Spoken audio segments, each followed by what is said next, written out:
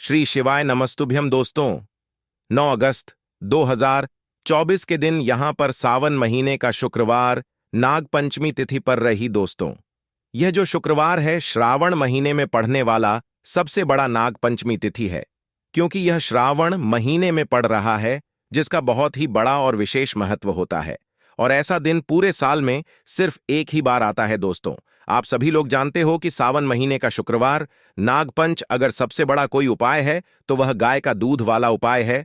तो दोस्तों, इस श्रावण माह के पहले शुक्रवार नाग पंचमी तिथि के दिन आप लोगों को इस गाय का दूध वाला उपाय को जरूर करना है।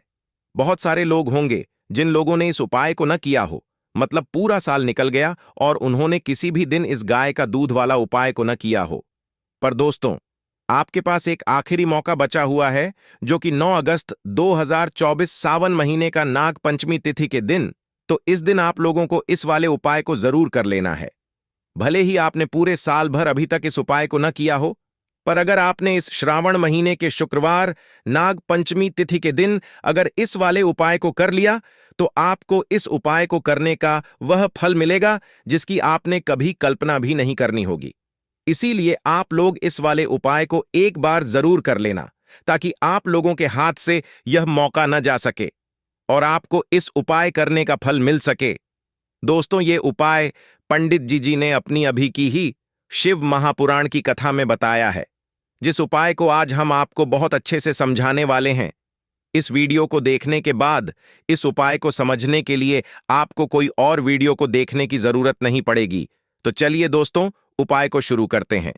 देखिए, यह श्रावण महीने के शुक्रवार नाग पंचमी तिथि के दिन यह इतना खास होता है, इतना महत्वपूर्ण होता है।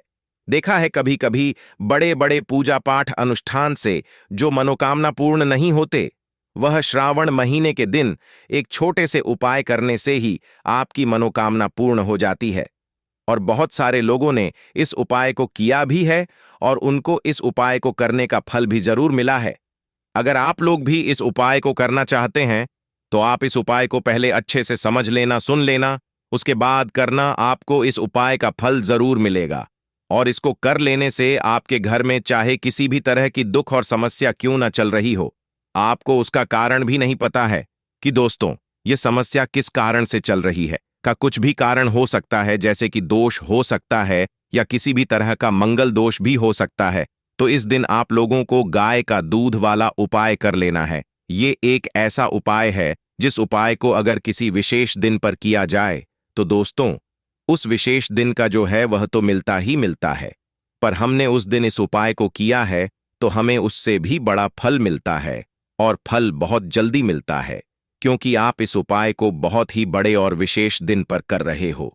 तो चलिए अब उपाय के बारे में बात करते हैं, लेकिन उससे पहले आप लोगों को यह जानना आवश्यक है कि आखिर यह उपाय के समय करना है, किसको करना है और कैसे करना है।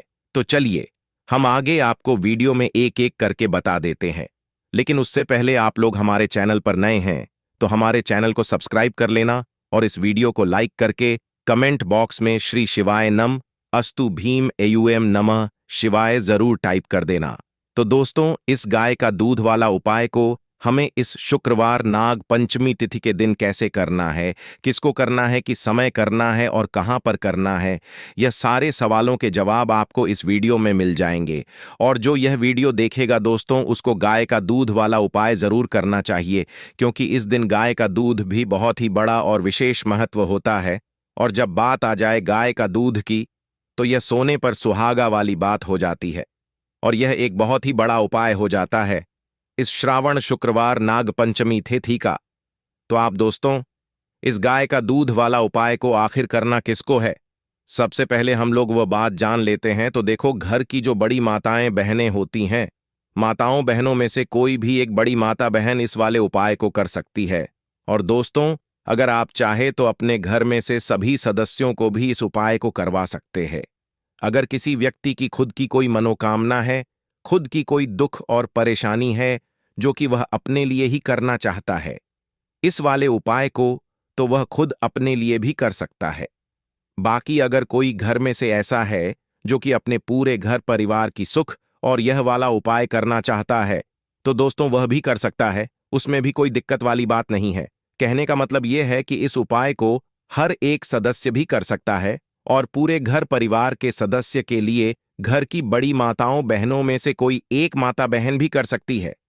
माताएं बहनें अगर घर में उपस्थित न हो या वह यह वाला उपाय न कर पा रही हो तो फिर घर का कोई सदस्य भी इस गाय का दूध वाला उपाय को कर सकता है, चाहे फिर वह ही क्यों ना हो। उसमें कोई भी दिक्कत वाली बात नहीं है। गाय का दूध वाला उपाय को आखिर इस उपाय को हमें के समय करना है, सुबह के समय करना है कि शाम के समय करना है।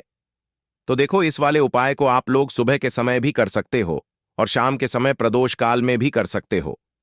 अब अगर आप पूछो कि दोस्तों सबसे उत्तम समय कौन सा रहेगा इस गाय का दूध वाला उपाय को करने का, तो हम आपसे बस यही कहेंगे कि इस उपाय को आप सुबह के समय करेंगे तो ज्यादा बेहतर होगा। बाकी अगर प्रदोष काल शाम के समय भी करेंगे तो भी अच्छा होगा, उसमें कोई भी दिक्कत वाली बात नहीं है। तो अब दोस्तों, जो अगली सबसे बड़ी और महत्वपूर्ण बात आती है वह यह आती है कि सुबह अगर हम उपाय को करेंगे तो हमें कितने बजे से लेकर कितने बजे तक के बीच में करना है, और शाम के समय प्रदोष काल में करेंगे तो हमें कितने बजे से लेकर कितने बजे के बीच में करना है। तो देखो, सुबह जितनी जल्दी हो सके आप उपाय को करने की कोशिश करना। बाकी अगर किसी कारणवश हो जाओ, थोड़ी देर भी हो जाए, तो 10 या 12 बजे तक भी आप उपाय कर लेना, पर 12 बजे से ज्यादा देरी ना हो, इस बात का ध्यान रखना।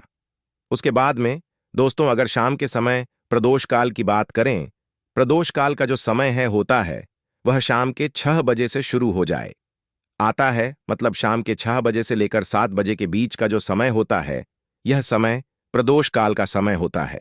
पर अभी जो मौसम चल रहा है, इस मौसम में जो है शाम देरी से होती है, तो आप इस उपाय को 7 या 8 बजे के बीच में भी कर सकते हो। मतलब शाम के 6 बजे से रात 8 बजे के बीच में आप कभी भी इस वाले उपाय को कर सकते हो, उसमें कोई भी दिक्कत वाली बात नहीं है दोस्तों।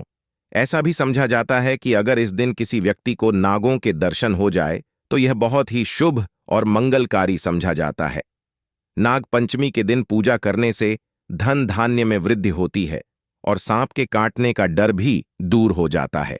तो नाग पंचमी पूजा का महत्व बहुत अधिक है। किस तरह से पूजा करनी चाहिए नाग पंचमी के दिन, आइए जानते हैं दोस्तों। नाग पंचमी के दिन अनंत वासुकी पद्म महापद्म तक्षकुल्ली करकट गढ़कर नाग देवता की पूजा की जाती है। कच्चे दूध से नाग देवता की पूजा की जाती है।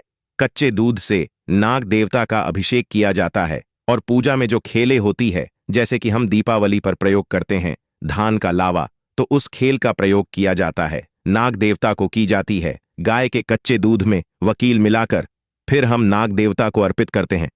दोस्तों, ऐसा समझा जाता है गाय के कच्चे दूध से नाग देवता का अभिषेक करने से, खीर अर्पित करने से घर में धन धान्य की वृद्धि होती है।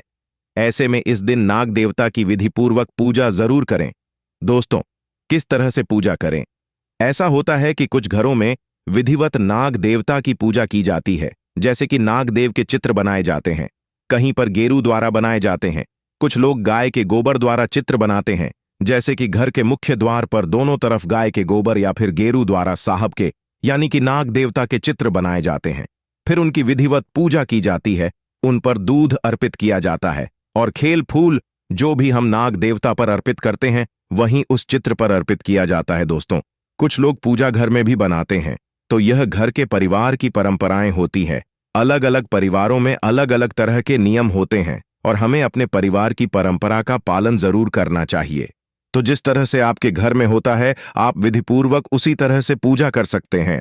जैसे आपके घर में बड़े बुजुर्ग जिस तरह से पूजा करते हैं, अगर चित्र बनाकर पूजा करते हैं, जैसे मुख्य द्वार में चित्र बनाया जाता है, कहीं पर तो कहीं पर घर के आंगन में भी बनाए जाते हैं, गाय के गोबर या फिर गेरू द्वारा, तो आपके घर में जिस तरह से होता है आप उसी तरह से नागपंचमी का पूजा पाठ जरूर कर सकते हैं। दोस्तों, अगर घर में नाग देवता की पूजा संभव न हो तो आप शिव जी के मंदिर में भी जाकर पूजा कर सकते हैं।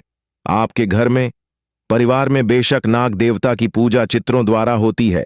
अगर आप नहीं कर पाते हैं और आप घर परिवार से दूर रहते हैं, तो ऐसे में आप शिव मंदिर में जाकर, शिवालय में जाकर विधिपूर्वक भगवान शिव का अभिषेक करें और ऐसे में उनके नाग देवता की पूजा भी संपूर्ण और सफल मानी जाती है।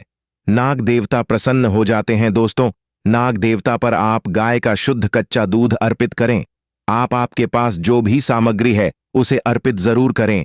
नाग देवता की पूजा करते हुए आपको मंत्र का जाप करना है। भुजंग पराजय धीमा ही नाग प्रचोदयात्। दोस्तों, इस तरह से इस मंत्र का जाप करते हुए आप पूजा करें। उन पर सभी वस्तुएं अर्पित करें।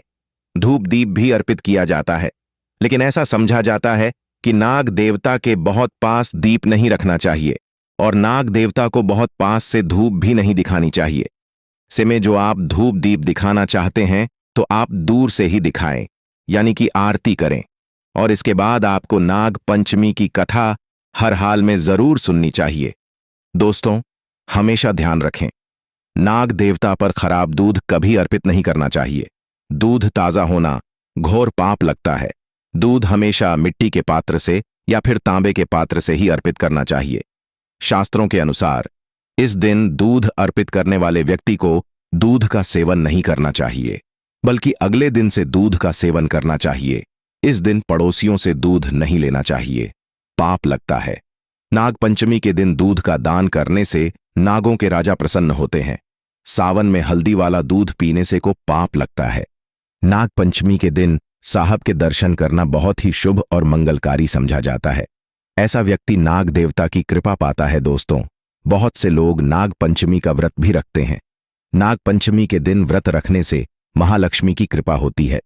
नाग पंचमी का अगर आप व्रत रखते हैं तो काल सर्प दोष आपकी जन्म कुंडली में है, तो ऐसे में उस दोस्त से आपको मुक्ति मिल जाती है। मां लक्ष्मी की कृपा पाने के लिए, नाग देवता की कृपा पाने लिए और नाग पंचमी का व्रत करने से काल सर्प दोष से मुक्ति मिलती है और इसे सांप काटने का दर्द दूर होता है। सांप आपको कभी नहीं काटता। आपके ऐसा करने से यह बात तो तय है कि निकट भविष्य में सांप के द्वारा काटने से आपकी कभी मृत्यु नहीं होगी, बल्कि नाग देवता आपकी स्वयं आगे खड़े होकर रक्षा करेंगे। इसीलिए नाग देवता की पूजा आराधना जरूर करनी चाहिए। दोस्तों, इस दिन कौन सा उपाय करना चाहिए जिससे कि अगर आपकी जन्म कुंडली में काल सर्प दोष का भय है तो किस तरह से दूर होगा?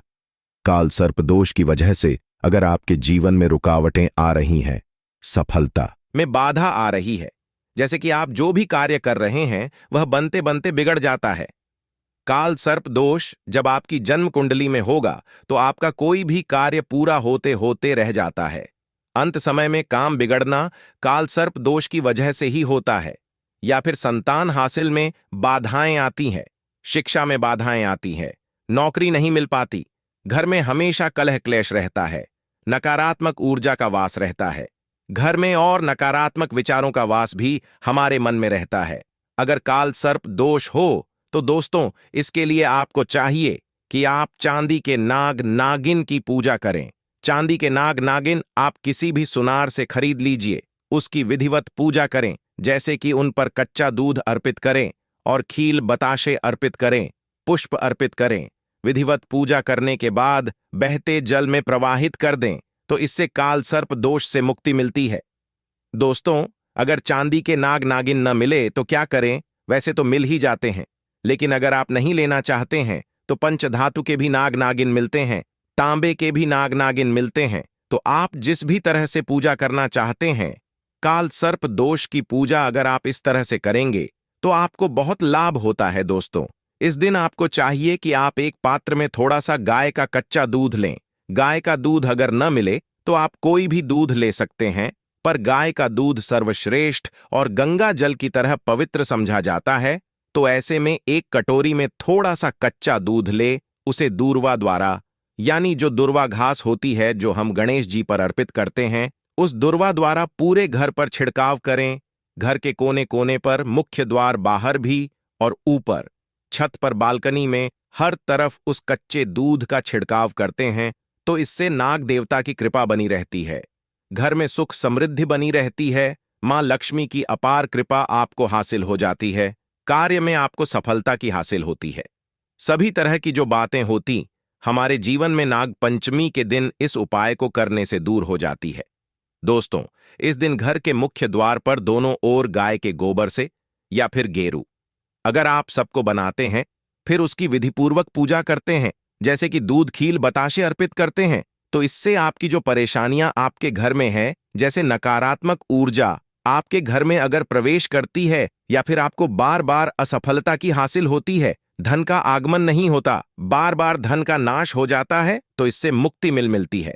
मतलब यह उपाय आपके धन वृद्धि के लिए सर्वश्रेष्ठ समझा जाता है। दोस्तों, अब जानते हैं, अगर नाग पंचमी के शुभ अवसर पर अगर किसी भी व्यक्ति को सांप की केंचुली मिल जाए तो होते हैं। ये फायदे किस्मत वाले व्यक्ति को ही नाग पंचमी के शुभ अवसर पर सांप की केंचुली मिलती है। सबसे पहले जानते हैं सांप की केंचुली के फायदे क्या हैं। इस वीडियो को एक बार ध्यान से देखना। शास्त्रों के अनुसार ऐसा समझा जाता है कि अगर जिस व्यक्ति की आंखें कमजोर हैं, आंखों पर चश्मा लग गया है, तो ऐसी परिस्थितियों में व्यक्ति को सांप की केंचुली अपनी बंद आंखों पर मसल चाहिए। इससे तेजी से की रोशनी बढ़ती है और आंखों में किसी भी तरह का दर्द, जलन, धुंधलापन नहीं होता है। और यह लाभ मैं भी पा चुका हूं। यह प्रयोग हमने कई बार अपनी ही आंखों पर आजमाया है। आंखों की रोशनी में काफी बदलाव होता है। इसके बाद जैसे छोटे बच्चे होते हैं, छोटे बच्चे रात में अचानक से उठ जाते हैं, बुरे सपने आते हैं। कई लोग तो सपनों के कारण छोटे बच्चों के साथ साथ बहुत सारे ऐसे बहनों को देखते हैं, भाइयों को देख है, जो कि रात में अचानक से उठ जाते हैं, चिल्लाने लगते हैं, अचानक से नींद टूट जाती है, घबराहट सी होने लगती है, नकारात्मक शक्तियां उन्हें परेशान करती हैं। तो ऐसे लोग क्या करें? आप बुरे सपनों से बचने के लिए, अगर किसी को पितृदोष लगा हो, पितृदोष से बचने के लिए अगर किसी को रात में साफ नजर आते हैं, सर्प नजर आते हैं, काल सर्प दोष लगा हो, अगर आप इससे बचना चाहते हैं तो इन सभी चीजों में जैसे बुरे सपने हैं, पितृदोष है का सर्प दोष है, अगर इनसे बचना कहते हैं तो चांदी के ताबीज में सांप की केंचुली को डालकर कि आप जो है धारण करें, तो बुरे सपने आना बंद हो जाते हैं। बिल्कुल ही आपको जो बुरे स्वप्न आ रहे हैं आना रोक देते हैं। या फिर ऐसे बहुत सारे लोगों को हमने देखा है जो रात में अचानक से उठ जाते हैं, बुरे सपने की वजह से रात में अचानक से उठ जाते हैं, तो ये रात में आने वाले सपनों को भी रोकते हैं। अगर आपको भूत प्रेत बहुत सारी बाधाएं होती हैं, इनसे अगर डर है, तब भी आप इसे धारण करें। यह आपकी रक्षा करता है। इससे आपका राहु भी बलवान होता है, ठीक होता है। इसके बाद चलिए इस वीडियो में जानते हैं कि अगर सांप की केंचुली धारण की जाए तो इससे हमें क्या फायदा मिलता है। सर्वप्रथम तो अगर एस्ट्रोलॉजी की दृष्टि से देखा जाए तो यह राहु एवं केतु दोनों के दुष्ट प्रभाव को दूर करता है। दोस्तों, हम यह भी बताएंगे कौन से सांप की केंचुली इस्तेमाल करनी है और कौन से सांप की नहीं। वीडियो को अंत तक जरूर देखना, क्योंकि अधूरा ज्ञान हमेशा खतरनाक साबित होता है। क्या पता गलत सांप की केंचुली इस्तेमाल कर ली और इसमें आपका ही नुकसान हो जाए, यानी आपको फायदा नहीं मिलेगा।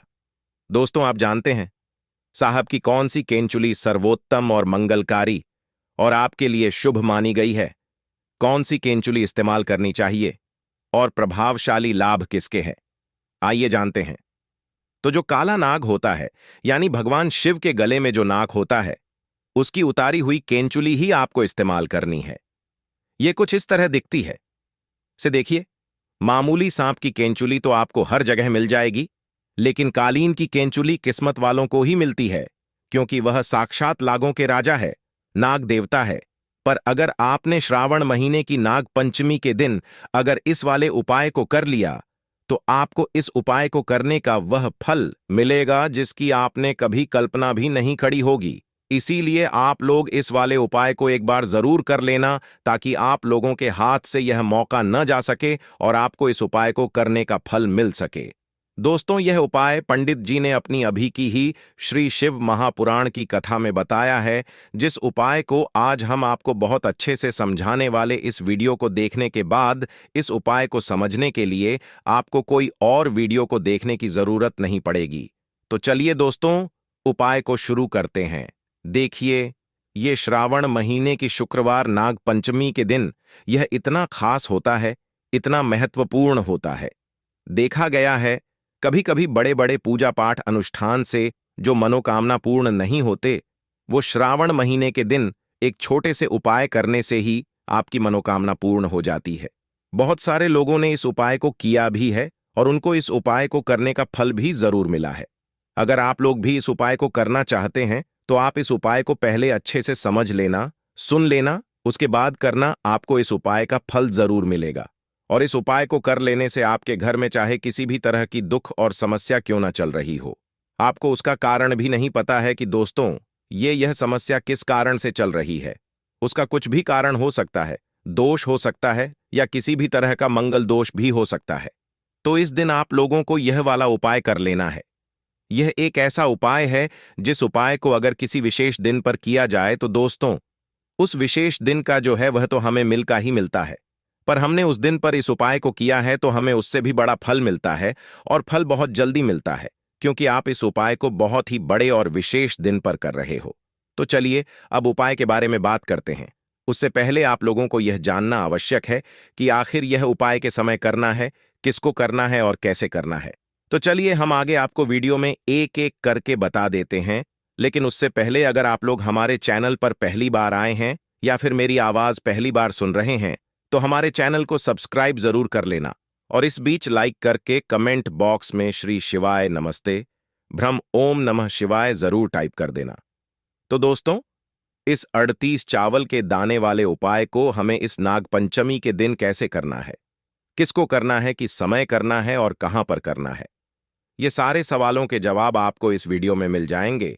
और जो यह वीडियो देखेगा दोस्त तो उसको 31 चावल के दाने वाला उपाय जरूर करना चाहिए, क्योंकि इस दिन चावल के दाने का भी बहुत ही बड़ा और विशेष महत्व होता है। और जब बात आ जाए 31 चावल के दाने की तो ये पे सुहागा वाली बात हो जाती है और यह एक बहुत ही बड़ा उपाय हो जाता है इस नाग पंचमी का। तो अब दोस्तों इस 21 चावल के दाने वाले उपाय को आखिर करना किसको है, सबसे पहले हम लोग वो बात जान लेते हैं। तो देखो, घर की जो बड़ी माताएं बहनें होती हैं उन माताओं बहनों में से कोई भी एक बड़ी माता बहन इस वाले उपाय को कर सकती है। और दोस्तों अगर आप चाहें तो अपने घर में से सभी सदस्यों को भी इस उपाय को करवा सकते हैं।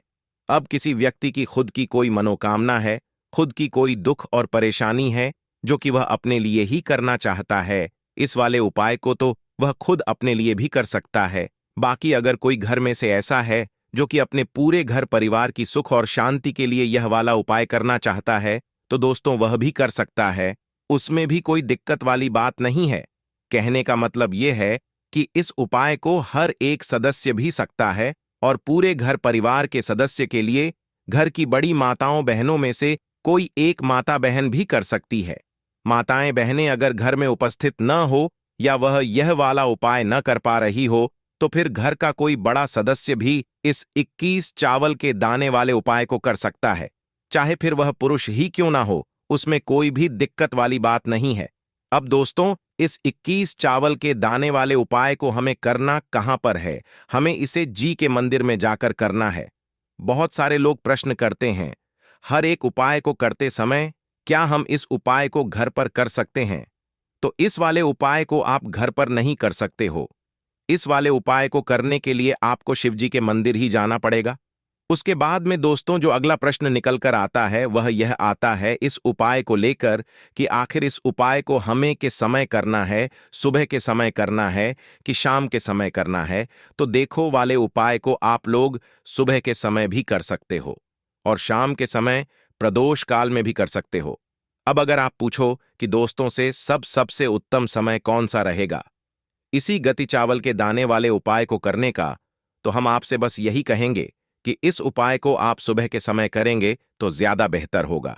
बाकी अगर प्रदोषकाल शाम के समय भी करेंगे तो भी अच्छा होगा, उसमें कोई भी दिक्कत वाली बात नहीं है। तो अब दोस्तों जो अगली सबसे बड़ी और महत्वपूर्ण बात आती है वह यह है कि सुबह अगर हम उपाय को करेंगे तो हमें कितने बजे से लेकर कितने बजे तक के बीच में करना है, और शाम के समय प्रदोष काल में करेंगे तो हमें कितने बजे से लेकर कितने बजे के बीच में करना है। टुडे को सुबह जितनी जल्दी हो सके आप उपाय को करने की कोशिश करना। बाकी अगर किसी कारणवश लेट भी हो जाओ, थोड़ी देर भी हो जाए तो 10 या 11 बजे तक भी आप उपाय कर लेना, पर 12 बजे से ज्यादा देरी न हो, इस बात का ध्यान रखना। उसके बाद में दोस्तों अगर शाम के समय प्रदोष काल की बात करें, प्रदोष काल का जो समय है होता है वह शाम के 6 बजे से शुरू हो जाता है। मतलब शाम के 6 बजे से लेकर 7 बजे के बीच का जो समय होता है, यह समय प्रदोष काल का समय होता है। पर अभी जो मौसम चल रहा है, इस मौसम में जो है शाम बहुत देरी से होती है। तो आप इस उपाय को 7 या 8 बजे के बीच में भी कर सकते हो। मतलब शाम के 6 बजे से रात 8 बजे के बीच में आप कभी भी इस उपाय को कर सकते हो, उसमें कोई भी दिक्कत वाली बात नहीं है। अब दोस्तों, यहां पर इस उपाय को लेकर एक और सबसे बड़ी बात यह निकल कर आती है कि इस 31 चावल के दानों को हमें लेना कहां से होता है, और हमें इस उपाय को करने के साथ में क्या और कुछ भी सात ग्रह ऐसी होती है जो शिव जी के मंदिर लेकर जानी पड़ी रहती है। तो देखो, यहां पर हम आपको बता दें, सबसे पहले आप लोग यह जान लो कि यह जो 31 चावल के दाने वाला उपाय है, सिर्फ और सिर्फ की सामग्री लेकर कभी भी शिव जी के मंदिर मत जाना, क्योंकि हमें भगवान के सामने यह नहीं दर्शाना है कि अगर हम भगवान शिव जी के मंदिर आए हैं तो अपने फायदे के लिए आए हैं। तो इसलिए जो भी पूजन सामग्री है, उपाय सामग्री है, 31 चावल के दाने, इसके साथ में आपको पूजन सामग्री भी जरूर लेकर जाना है। देखो, अगर सुबह के समय उपाय कर रहे हो तो सीधी सी बात है, 1 लोटा जल तो आप लेकर जाओगे ही जाओगे। वहीं 1 लोटा जल, अगर मिट्टी का जल बहुत अच्छा रहेगा। मिट्टी का जल कैसे बनाया जाता है, इसके लिए हमने पहले से बहुत सारी वीडियोस बना दी है आपके पास। इस दिन एक आखिरी मौका रहेगा मिट्टी का जल शिवाजी पर चढ़ाने का और उपाय को करने का। बहुत बड़ा आपको इस दिन फल मिलेगा। तो इसीलिए इस दिन हो सके तो दोस्तों, मिट्टी का जल चढ़ाना तो अपने साथ में कम से कम 1 लोटा जल तो आपको लेकर जाना ही जाना है। अगर मिट्टी का जल नहीं है तो घर का जल भी आप इस्तेमाल कर सकते हो। इसके अलावा जो पूजन सामग्री है, देखो, 31 चावल के दाने यह अलग आपके रहेंगे, और जो आपकी पूजन सामग्री रहेगी वह अलग रहेगी। पूजन सामग्री में आप जो भी चीज लेकर जाना चाहे वो लेकर जा सकते हैं। एक बेलपत्र भी लेकर जा सकते हैं, उसमें कोई भी दिक्कत वाली बात नहीं है। वहीं अगर हम बात करें शाम के समय की, तो शाम के समय शिवजी पर जल नहीं चढ़ता है। इसीलिए शाम के समय आप लोग एक दीपक तैयार कर लें, जो कि गोल बत्ती का आते शुद्ध देसी गाय का घी का होगा, है ना। इस बात का आप लोगों को ध्यान रखना है, और इस दीपक को आपको घर से जलाकर नहीं लेकर जाना है, भगवान शिव जी के मंदिर में जाकर ही जलाना है। इस बात का भी आप लोगों को ध्यान रखना है। अब दोस्तों, यहां पर हमें इस बात को समझना है कि यह 31 चावल के दाने हमें लेना कहां से है। क्या हमें दुकान से लेकर आना है, या हमें अपने घर से लेना है, या कहां से लेकर आना है, और कौन से चावल लेना है, क्योंकि चावल भी बहुत के होते हैं। तो देखो, इन सभी सवालों के जवाब आप लोग एक बात में सुन लो कि दोस्तों, ये जो उपाय है, इस उपाय में आपको यह नहीं देखना है कि दोस्तों कौन से चावल है, कौन से चावल नहीं है। बस जो भी चावल ले रहे हो वह चावल का दाना सबूत होना चाहिए, मतलब साबुत होना चाहिए, टूटा हुआ नहीं होना चाहिए, कथा पीता नहीं होना चाहिए। यह बात आपको ध्यान रखना है। बाकी आपका चावल बासमती हो या सादा चावल हो या कोई सा भी चावल हो, उसमें कोई वाली बात नहीं है। तो सीधी सी बात है कि आपके घर के रसोई घर में जहां पर आप भोजन बनाते हो, वहां पर जो भी चावल आपके उपस्थित हो, उन चावलों में से अपनी एक कटोरी भर लेना या एक मुट्ठी चावल अलग से निकाल कर रख लेना, क्योंकि हम 21 चावल ही यहां पर इस उपाय में लेने वाले हैं। तो हमें यह चावल के दाने गिनकर निकालने पर दे देंगे। इस बात का आप लोगों को ध्यान रखना है। तो अपने उस चावल की कटोरी में से या चावल में से एक ऐसे चावल के दाने आप लोग निकाल लो जो कि टूटे हुए ना हो, करते फिरते ना हो, जिनमें कोई दाग नहीं लगा हुआ हो। अच्छे साबुत चावल के दाने 31 दाने आप लोग निकाल कर रख लो, और इन्हें किसी भी एक कागज की पुड़िया में या किसी एक छोटी सी कटोरी में आप लोग रख लो, ताकि यह सुरक्षित रहें। आपके एक भी चावल का दाना इधर उधर ना हो, और आपका उपाय भी पूरा अच्छे से हो जाए। तो दोस्तों, जैसे ही आपका उपाय की जो सामग्री है, 31 के दाने यह तैयार हो जाते हैं, उसके बाद मैं आपको जो भी अपनी पूजन सामग्री है सुबह के समय कर रहे हो, तो 1 लोटा जल और एक बेलपत्र या पूजन सामग्री जो लेकर जाना चाहो उसकी भी तैयारी कर लेना। और शाम के समय जा रहे हो तो दोस्तों, अपना जो दीपक है उसे तैयार कर लेना, और उपाय को करते समय शुद्धता का विशेष रूप से ध्यान रखना। सुबह सुबह स्नान करने के बाद ही उपाय को करने की आप लोग तैयारी। उसके बाद अगर शाम के समय की बात करें तो शाम के समय आपको स्नान करने की जरूरत नहीं है, पर शुद्धता का ध्यान रखना है। आपको स्नान तो नहीं करेंगे, आप हाथ मुंह धोकर भी इस वाले उपाय को शाम के समय प्रदोष काल में कर सकते हैं। इसमें कोई दिक्कत वाली बात नहीं है। तो आप अपने उपाय की पूरी सामग्री तैयार करके आपके पास ही में जो आपका शिव मंदिर हो वहां पर पहुंच जाइए। सबसे पहले शिव मंदिर में जाकर आप लोगों को उपाय नहीं करना है, भगवान के दर्शन करना है, भगवान से आशीर्वाद प्राप्त करना है। फिर शिव जी के शिवलिंग के पास में आना है। शिवलिंग के पास में आने के बाद आप जो पूजन सामग्री लेकर आए हुए हैं, जैसे कि सुबह गए हुए होंगे तो एक लोटा जल और जो भी पूजन सामग्री लेकर आए हैं, आप उनसे भगवान शिव जी की पूजन कीजिए। सबसे पहले तो एक लौता जल्द ही चढ़ेगा। फिर आपको एक बेलपत्र श्री का जाप करते हुए शिवलिंग पर चढ़ा देना है। उसके बाद में आपकी पूजन पर चढ़ेगी। उसके बाद में अगर दोस्तों शाम के समय अगर आप इस उपाय को कर रहे हो तो अपने साथ में कम से कम एक जो दीपक है गोल बाती का जो आप अपने साथ में लेकर गए हो, उस दीपक को मंदिर में जाकर अपनी माचिस से जलाना है और उस दीपक को शिवलिंग के पास में रखना है। इस दीपक को रखने के बाद ही आप लोग को अपना यह वाला उपाय शुरू करना है और दीपक को ज्यादा पास में मत रखना। वैसे भी गर्मी पड़ रही है, भगवान शिवाजी को आंच नहीं लगनी चाहिए, है ना। तो दोस्तों से ही आपकी पूजा अर्चना हो जाती है, भगवान शिव जी को प्रसन्न कर लेते हैं। उसके बाद में शिवलिंग के पास ही में आप कहीं पर बैठ जाइए, सामने या आसपास जिस जगह पर आपको बैठना हो वहां पर बैठ जाइए और अपने 31 चावल के दाने अपने सामने निकाल कर रख लीजिए, क्योंकि अब यहां पर उपाय को यहां पर करने की आपको तैयारी करना है। और इस तरीके से जब आप उपाय करेंगे, पूजन सामग्री करने के बाद, पूजन अर्चना करने के बाद, तो आपको उपाय का फल बहुत और बहुत बड़ा होकर मिलेगा। तो अपने 31 चावल के दाने अपने सामने निकाल कर रख लेना। और यह जो उपाय है यह आपकी सीधे हाथ की हथेली से होगा, इसलिए इस बात का भी विशेष रूप से ध्यान रखना है। तो सीधे की हथेली का उपाय करके ही आप लोग अपना इस वाले उपाय को करना। अपने सामने जो भी आपकी कागज की पुड़िया है उसको खोल कर रख लो, या कटोरी है तो दोस्तों उसे अपने सामने रख लो और अपने वह 31 चावल दाने निकाल लो। उसके बाद में दोस्तों अब आपको क्या करना है कि शिवलिंग आपके सामने होगी, तो आपने 21 चावल के दाने एक एक करके जहां पर आपने बेलपत्र चढ़ाया है, आपको शिव जी के शिवलिंग के ऊपर चढ़ाना है। कहां पर चढ़ाना है? शिवलिंग के ऊपर चढ़ाना है और कहीं पर भी नहीं चढ़ाना है। वीडियो में अंत तक बने रहने के लिए धन्यवाद।